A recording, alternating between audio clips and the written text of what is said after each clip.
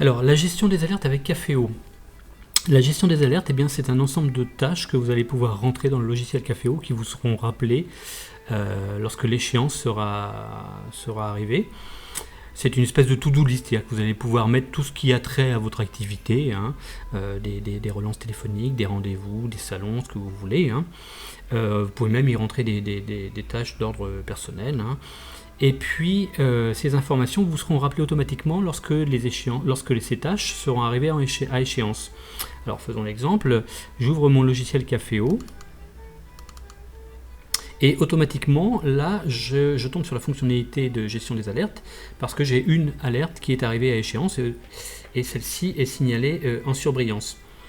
Donc après, eh bien, je traite ou pas l'alerte. Hein. Donc là, en l'occurrence, il s'agit d'une fin de contrat, donc un rappel à faire. Hein. J'ai deux possibilités. Soit je traite l'alerte et auquel cas je la désactive ensuite.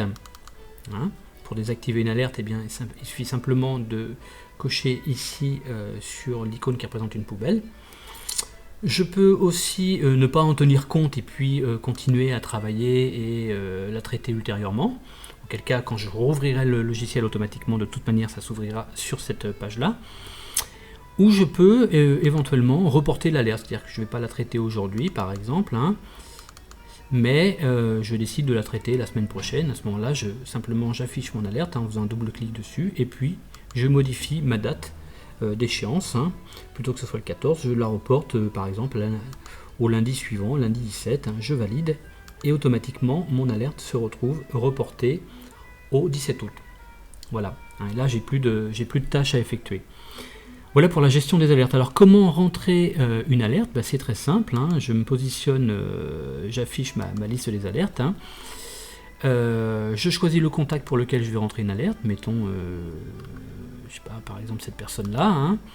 Je renseigne l'intitulé, alors imaginons qu'on a un rendez-vous pour démonstration. Vous mettez ce que vous voulez. Je choisis une date d'échéance, hein, mettons que ce soit pour le 1er septembre. Hein. Je rattache cette alerte à une catégorie d'alerte. Alors qu'est-ce que c'est qu'une catégorie d'alerte? En fait, c'est simplement un repère visuel. Voilà, ici vous avez le choix il y a 5 couleurs. Alors à vous de déterminer après arbitrairement à quoi correspond chaque couleur. Ici par exemple on a défini que ce qui était en bleu c'était tout ce qui touchait à la prospection, ce qui était en jaune était tout ce qui touchait tout ce qui était d'ordre administratif, en rose ce sont les renouvellements de contrats, en vert c'est tout ce qui est perso, mais bon tout ça c'est simplement un repère visuel, donc c'est vous qui le définissez. Là en l'occurrence on va le mettre en bleu. Voilà, j'ai tout renseigné, je valide et je vais positionner une nouvelle alerte au 1er septembre. Voilà, tout simplement. Alors si jamais je me suis trompé, simplement je double-clique dessus et je modifie, je rapporte les informations supplémentaires hein, pour démonstration par rapport à je sais pas quoi, logiciel. Hein. Voilà, je peux changer la date hein, si je me suis trompé, c'est pas pour le premier mais pour le 2, hein, ou même changer même la catégorie. Hein. Je valide et j'ai modifié ma fiche. Voilà.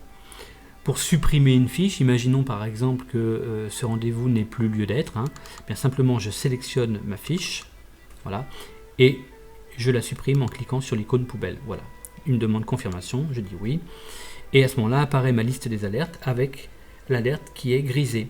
Lorsqu'une alerte a été désactivée, elle reste visible pendant 7 jours hein, et ensuite elle disparaîtra complètement, c'est-à-dire qu'elle n'apparaîtra plus.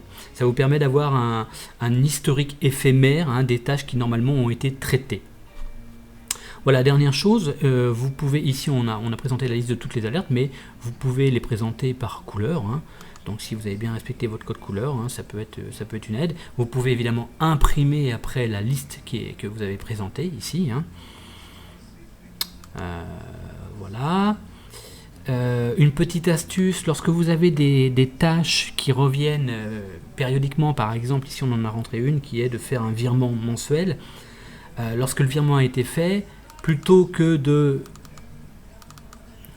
Voilà, si elle veut bien réagir, voilà. Plutôt que de supprimer la tâche et puis ensuite en recréer une à l'identique, une fois qu'elle a été traitée, autant la déplacer. C'est-à-dire que là, par exemple, on imagine que pour le 1er septembre, le virement en question a été fait. À ce moment-là, tout simplement, je la reporte. Hop, je modifie la date, je la reporte au 1er octobre. Voilà, je valide. Hein, et la même alerte est reportée au 1er octobre, tout simplement. Voilà, là on a eu une démonstration de tout ce qui était possible de faire. On a créé une alerte là directement à partir du menu alerte, mais vous pouvez également créer une alerte directement à partir d'une fiche contact. Si là j'affiche mes listes contacts, par exemple la liste de mes hôtels, hein, je peux très bien créer une alerte pour une fiche. Hein. Je vais sur l'onglet alerte, hein. Je clique nouvelle alerte et là automatiquement je vais rentrer une information pour la fiche contact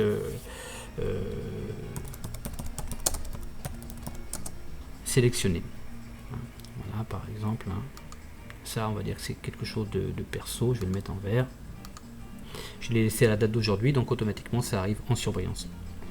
Voilà, si vous avez des questions, n'hésitez pas à les envoyer à l'adresse qui s'affiche.